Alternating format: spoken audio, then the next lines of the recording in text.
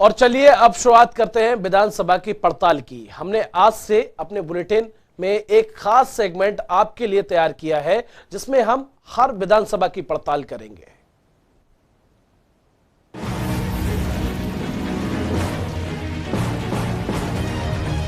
हिमाचल विधानसभा चुनाव 2022 अब बेहद नजदीक है और हम कर रहे हैं हिमाचल प्रदेश की 68 विधानसभाओं की बात। विधानसभा की पड़ताल में हम आपको हर विधानसभा के समीकरण समझाएंगे। पिछली बार किस विधानसभा में क्या था वोटिंग परसेंटेज, किसकी हुई थी जीत, ये सब हम आपको बताएंगे। शुरुआत करते हैं कांगड़ा जिले की, जिसके अंतर्गत कुल 15 विधानसभाएं आती हैं और आज हम आपको बात करेंगे धर्मशाला विधानसभा की। सबसे पहले समझिए धर्मशाला विधानसभा को। धौलाधार की खूबसूरत वादियों में बसा एक सुंदर सा शहर।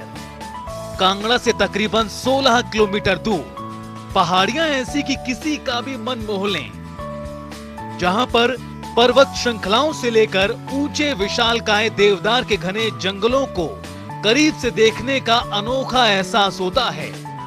वो है धर्मशाला।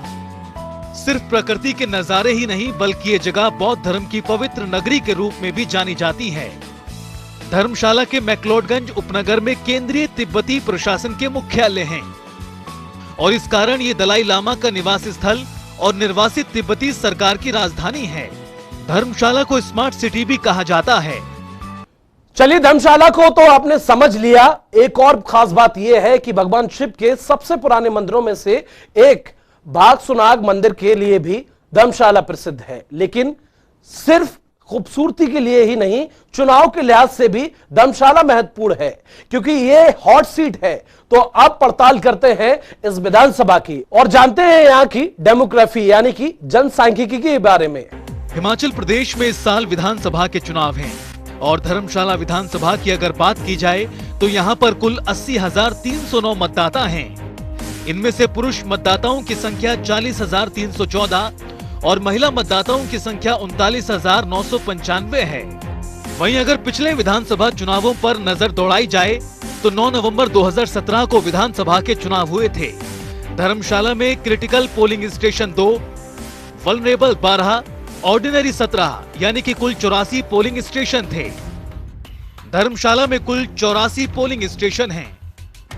धर्मशाला में कुल वोटरों की संख्या थी 74,863, 38,320 पुरुष मतदाता और महिला मतदाताओं की संख्या 36,543। धर्मशाला विधानसभा में 57,161 वोटर्स ने वोट किया था। 27,407 पुरुष और 28,894 महिला मतदाताओं ने किया था वोट। विधानसभा चुनाव 2017 धर्मशाला में 75.21% मतदान हुआ था। कुल 12 लोगों के बीच हुआ था मुकाबला, जिसमें से धर्मशाला में किशन कपूर को मिले थे 26,050 वोट और सुधीर शर्मा को मिले थे 23,053 वोट, यानी कि 2,997 का मार्जिन। किशन कपूर 26,050 वोट और सुधीर शर्मा 23,053 वोट, 2,997 मार्जिन से जीते थे किशन कपूर। यही नहीं, आपको साल 2012 के आंकड़े भी बताते हैं। 4 नवंबर 2012 को हिमाचल में चुनाव हुए थे और धर्मशाला में संवेदनशील 12, अति संवेदनशील 13, सामान्य 60 पोलिंग स्टेशन थे। विधानसभा चुनाव 2012 में कुल 64,598 मतदाता थे, जिनमें 33,693 पुरुष और 30,905 महिला मतदाता। 47,739 ने वोट किया था, जो 77.20% रहा। तो वहीं 23,880 पुरुष मतदाता और 23,859 महिला मतदाता। इन चुनावों के परिणामों पर अगर नजर डालें तो सुधीर शर्मा को 21,241 वोट मिले थे और किशन कपूर को 16,241, यानी कि 5,000 का margin. Sudhir Sharma 21,241 vote, Kishan Kapoor 16,241 vote, 5,000 के मार्जिन से जीते थे सुधीर शर्मा। विधानसभा धर्मशाला हॉट सीट है। धर्मशाला को कांगड़ा का दिल भी कहा जाता है और तो और अनुराग ठाकुर भी इसे अपना दूसरा घर मानते हैं। चलिए हम आपको ले चलते हैं धर्मशाला विधानसभा क्षेत्र में। हमने जनता का मूड जाना है क्या वो चाहते हैं, क्या उनके मुद्दे हैं, क्या मौजूदा सरकार ने उनकी मांगों को पूरा किया है। कांगड़ा का दिल है धर्मशाला। यहाँ पर एक नहीं अलग अलग समुदाय के लोग हैं। शहर को दो अलग अलग वर्गों में बांटा गया है।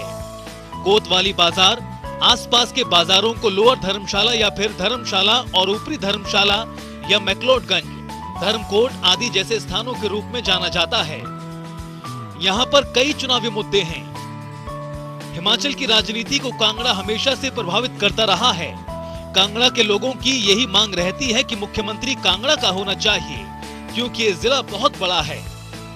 इसलिए हम पहुंचे धर्मशाला विधानसभा क्षेत्र और अलग अलग पंचायतों का दौरा कर हमने जाना उनका चुनावी मूड। सेविंग कैपेसिटी नहीं बची है, लोगों के ऊपर कर्जा चढ़ रहा है, और इन सभी मुद्दों को देखते हुए यहाँ का मतदाता अपना एक ऐसी पार्टी को वोट डालेगा जो उनके लिए सही साबित हो। आम आदमी इस महंगाई से परेशान है, जिससे आम आदमी का गुजारा नहीं हो रहा है।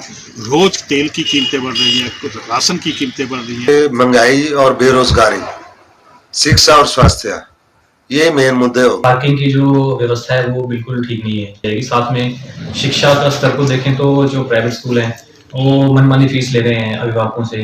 एक सड़क के किनारे टांची होनी चाहिए, पानी की टांची होनी चाहिए, टॉयलेट होना चाहिए। लोग बड़े परेशान होते हैं। सफाई कर्मचारी होना चाहिए। बेरोजगारी हिमाचल में हमारी 70 लाख की आबादी में आज 14 लाख युवा बेरोजगार घूम रहे हैं। तो हम उसी को वोट देंगे जो कि महंगाई को कम करेगा, क्योंकि केंद्र सरकार ने और प्रदेश सरकार ने जो पिछले चुनावों में वादे किए थे वो कोई भी वादा पूरा नहीं हुआ है। जयराम जी की सरकार बनी हुई है, ठाकुर जयराम जी की सरकार में काफी हद तक जो है विकास हो रहा है, लेकिन महंगाई को देखते हुए तभी महंगाई अच्छी लगती है जब इंसान को रोजगार मिले। लोगों ने उठाया महंगाई का मुद्दा, कोविड काल में विकास के मुद्दे पर वोट, सरकारी योजनाओं को ध्यान में रखकर वोट। यहाँ की ज्यादातर आबादी टूरिज्म पर निर्भर करती है। यहाँ पर बहुत से लोग होटल कारोबारी हैं।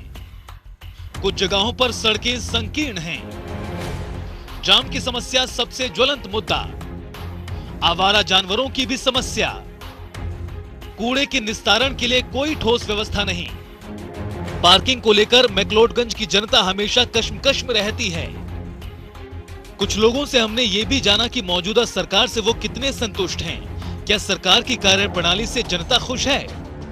आने वाले चुनाव में जो मुद्दे जो रहेंगे वो बेरोजगारी पे सरकार को घेरा जाएगा युवाओं की तरफ से।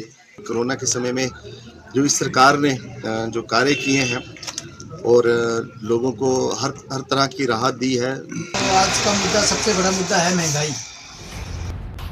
मुद्दे कई हैं, कहीं काम हुआ तो कहीं बाकी है। मौजूदा सरकार के 5 साल का कार्यकाल बस कुछ महीनों में खत्म होने वाला है और अब फैसला जनता के हाथ में है, क्योंकि जनता ही जनार्दन है और जनता अब की बार किसका साथ देती है ये आने वाले कुछ महीनों में साफ हो जाएगा।